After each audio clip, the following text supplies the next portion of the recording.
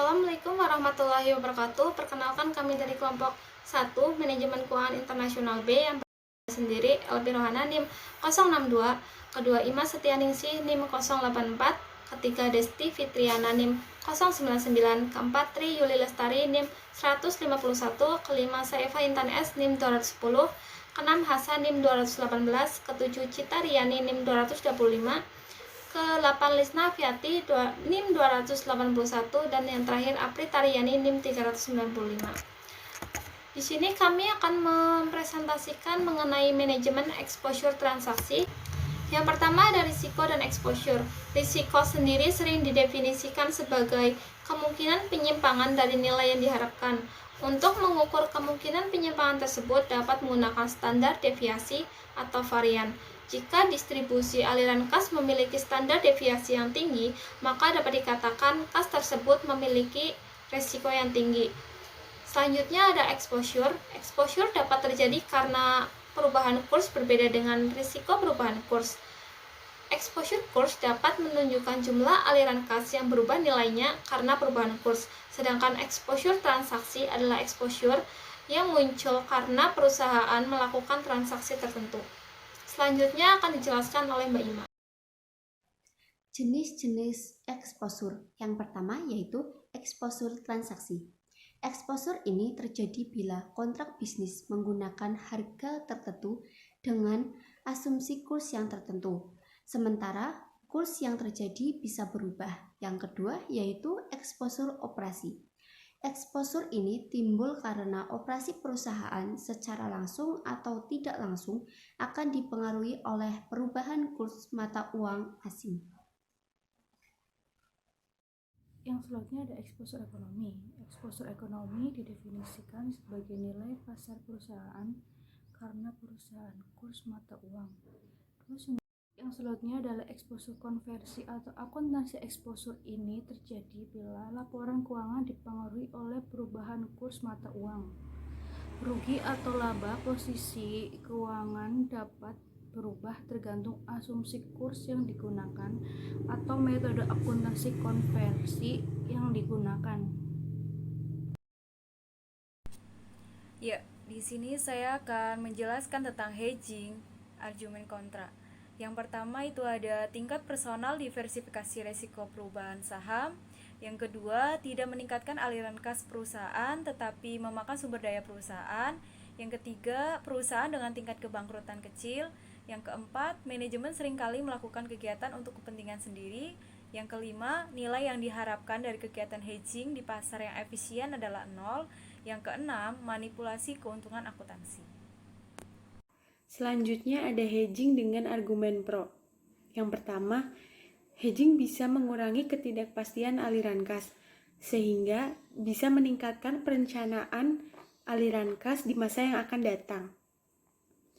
Yang kedua, perencanaan aliran kas bisa menurunkan kemungkinan kesulitan likuiditas.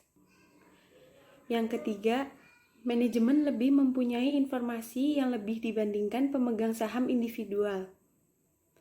Yang keempat, meskipun secara umum pasar dikatakan efisien, tetapi seringkali kejadian yang tidak diharapkan menyebabkan ketidakseimbangan setidaknya dalam jangka pendek.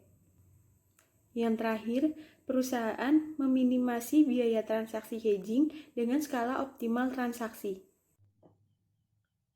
Teknik hedging melalui forward. Biaya transaksi forward dapat dihitung dengan rumus F1 min E1 dibagi E0, di mana F1 adalah kurs forward, E1 adalah kurs spot yang akan datang, dan E0 adalah kurs spot sebelumnya. Opsi. Dalam forward atau future, potensi keuntungan dan potensi kerugian tidak terbatas.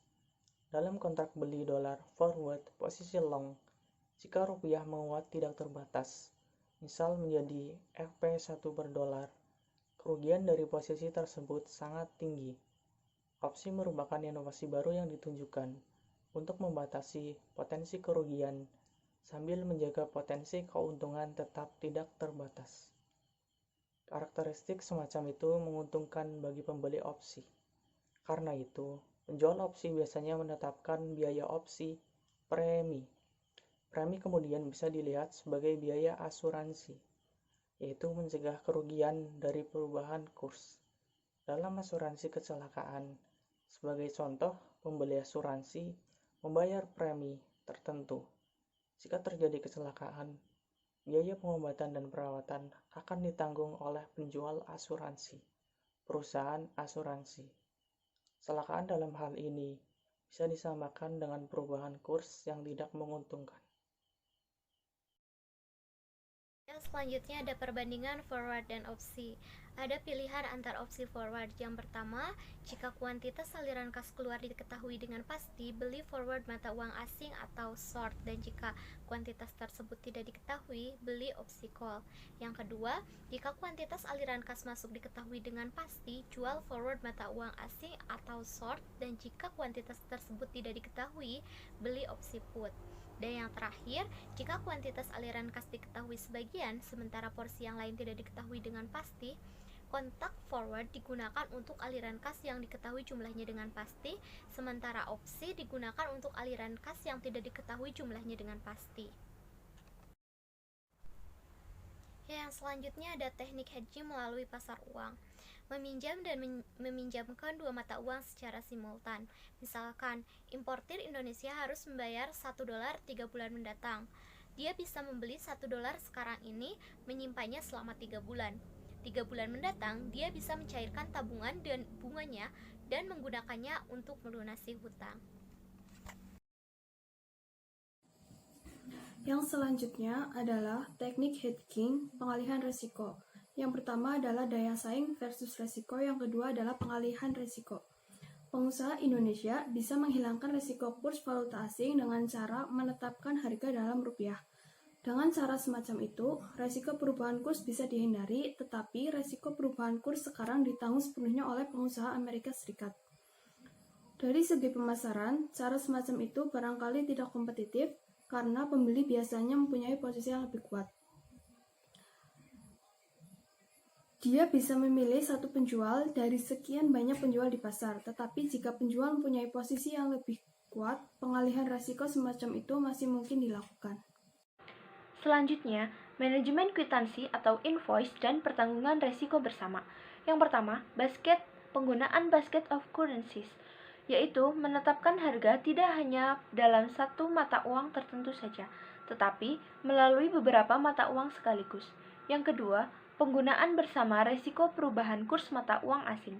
Contohnya, perusahaan akan menerima pembayaran sebesar 1 miliar rupiah dengan menggunakan kurs forward 3.200 rupiah per dolar dan nilai saat ini sama dengan 312.500 dolar.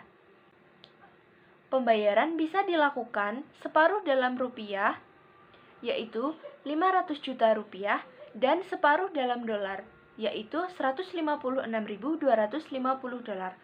Pengusaha Indonesia menghadapi kurs resiko sebesar 500 juta rupiah, sedangkan pengusaha Amerika Serikat menghadapi kurs sebesar 156.250 dolar. Exposure bersih atau netting exposure. Netting exposure bisa dilakukan dengan beberapa cara. Yang pertama, perusahaan bisa mengimbangi posisi short dengan posisi short pada mata uang yang sama. Yang kedua, jika dua mata uang pergerakan kurs yang positif, maka posisi short pada mata uang lainnya yang mempunyai pergerakan searah. Yang ketiga, jika dua mata uang mempunyai pergerakan kurs yang negatif, maka posisi short pada suatu mata uang bisa diimbangi dengan posisi short pada mata uang lainnya yang mempunyai pergerakan negatif tersebut. Selanjutnya adalah review jurnal yang berjudul Analisis Penggunaan Forward Contract Hedging untuk Menurunkan Resiko Exposure Transaksi, studi pada PT Unilever Indonesia Tbk dan PT Multibintang Indonesia Tbk, periode 2015 sampai 2017. Peneliti Pangestu dan kawan-kawan tahun 2019, Fakultas Ilmu Administrasi Universitas Brawijaya Malang, Jurnal Administrasi Bisnis, Vol 73 nomor 1 Agustus tahun 2019. Yang pertama adalah pendahuluan. Menurut Hanafi tahun 2016, risiko exposure transaksi merupakan exposure yang terjadi karena perusahaan melakukan kontrak tertentu yang nantinya akan menimbulkan sejumlah nilai mata uang yang rentan terhadap perubahan kurs. Perubahan kurs mata uang dapat terjadi pada saat transaksi yang telah disepakati sampai dengan diselesaikan. Resiko tersebut menjadi suatu hal penting yang harus dipertimbangkan oleh setiap perusahaan yang ingin melakukan transaksi internasional. Sehingga, agar terhindar dari risiko exposure tersebut, sebuah perusahaan biasanya melakukan hal-hal tertentu agar terhindar dari risiko tersebut. Salah satunya yaitu perusahaan yang melakukan perdagangan bebas adalah dengan menggunakan instrumen derivatif. Selanjutnya, pengambilan keputusan untuk melakukan hedging dengan forward contract tidak selalu menguntungkan bagi perusahaan, karena tidak mudah bagi seorang manajemen risiko untuk memprediksi pergerakan mata uang di masa yang akan datang. Perusahaan yang melakukan forward contract untuk hutang memperoleh keuntungan apabila kurs spot mata uang asing menguat pada saat jatuh tempo. Sebaliknya, perusahaan akan memperoleh kerugian apabila kurs spot mata uang asing pada saat jatuh tempo mengalami pelemahan. Manajemen perusahaan harus mengambil keputusan yang tepat jika ingin melakukan hedging dengan forward contract ini. Karena jika pengambilan keputusan yang tidak tepat, maka akan timbul kerugian yang berdampak pada laba perusahaan. Kemudian ada metode penelitian. Penelitian ini merupakan penelitian deskriptif dengan pendekatan kualitatif. Lokasi pengambilan data dalam penelitian ini dilakukan di Pojok Bursa Efek Indonesia atau BEI, Fakultas Ekonomi dan Bisnis Universitas Brawijaya yang beralamatkan di Jalan MT Haryono nomor 165 Malang. Teknik pengumpulan data yang digunakan oleh peneliti ialah dokumentasi. Kemudian ada hasil penelitian. Berdasarkan hasil analisis tersebut sepanjang tahun 2015 sampai 2017, jika total perbandingan selisih forward contract masing-masing perusahaan dikumulatifkan akan diperoleh hasil kerugian sebesar minus 229 miliar 915 juta pada PT Unilever Indonesia Tbk dan keuntungan sebesar 3.381 miliar 464 juta pada PT Multi Bintang Indonesia Tbk.